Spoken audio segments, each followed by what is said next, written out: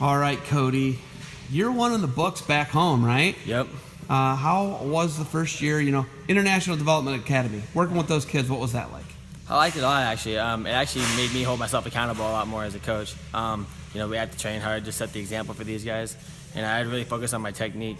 It's easy to go out and do my own technique, but having to break it down and explain it to where the kids can grab it and figure it out, it really made me slow down and think about the fundamentals of everything. So it actually made my technique a lot better. Being an athlete coach, what's that like? Being an athlete coach and like you say, having to set the example, but also you got to worry about, Cody's training a little bit, right? Yeah. You're third in the U.S. Open. Yep. You had a pretty good year, had some injuries, but, how do you hold yourself accountable with being a, coach and an athlete? I think it's the work ethic we put in. Me and Jesse come in with we come in here to try to beat each other up. We want to be better than the other person, but we make each other better at the same time. So it's hard to balance it, but if we come into practice and we're working hard, the kids see that we're working hard, so they always try to keep up with our level, which would always, build the whole room up together and build the whole team to be stronger. So. Your dad's vision to, have people train here and make world teams.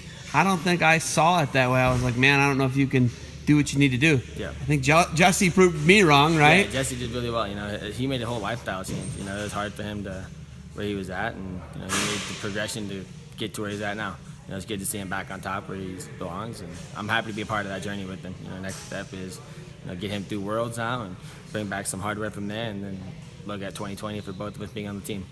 Looking at the future for you, you've had some injuries. You've had to. I'll tell you what, you've got 9 lives as a matter of fact. Close. Okay, I'm running out. You just told me outside. I was like, my Achilles hurts. You're like, oh yeah, I tore mine before. Yep, 8th grade. 8th grade, right? Yep. So you had the injury was it Iowa Central? Yep. You almost lost your leg there, right? Yep, lost my thumb and double compound fractured my tibia and fibia. Oh my gosh, dude! But yeah, man, it's incredible. But I think it's made you like a better person and wrestler, yeah, right? Yeah, it definitely makes me appreciate the sport a lot more. We all get through that time where, oh man, I don't really want to go to practice. I still go through those times, but I look back on it and I reflect it, and I appreciate being on the mat. I don't take it for granted anymore. We all want time off. Like, oh man, it'd be awesome if I got hurt, and then we get our sport taken away from us, and I didn't know what to do. So now I have a lot more appreciation for being on the mat. I enjoy the opportunity of being able to compete more. You don't live on campus here. You live just like a mile away, maybe, right? Mile and a half maybe the most. A mile. So you look at that. What's it like being back home, being back around your parents? I think you got a pretty close relationship with your mom and your dad and your sister. But what's it like being back home and you're not in Colorado, you're not in California, you're not up in Brookings, you're here. What's it like being around your family? I like it. I enjoy it a lot. Wrestling's a very tight-knit family in general, so now being back home and helping out with my parents and stuff, giving back a little bit for what they've given me, my whole life. They traveled me around the country, around the world, so now I can give back a little bit, try to take some of the pressure off my parents. It's nice. It feels good. Okay, international travels. You guys actually went to Europe this year. Yep. You were on that trip, right? Yep. When the IDA kids went there? Yeah, we went to Netherlands. What's that like going there with a group of kids and kind of having some responsibility with kids? It was hard. We had 80 people on our trip, so it was a big group. We went to the Easter tournament in Netherlands. I think they had like 48 years of it. We're the first U.S. team to come in and take the title away from them.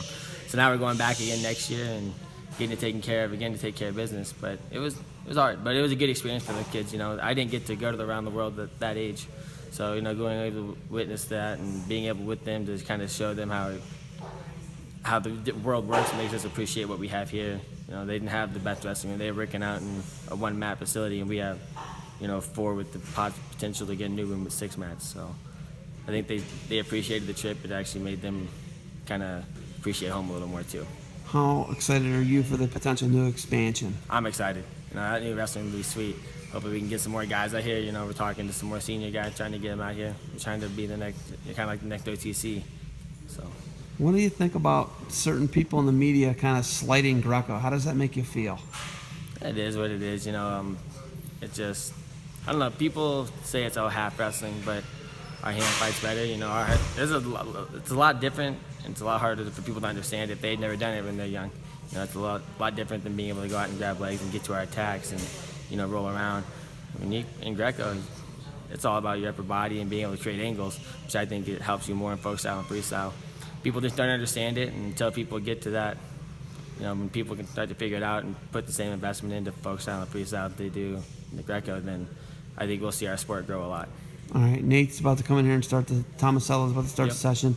You got anything else for me? Nah, man, I appreciate you guys coming out. Love the coverage, love Flow, and get ready to make some world teams and Olympic teams. Watch out for LOG, the IDA kids.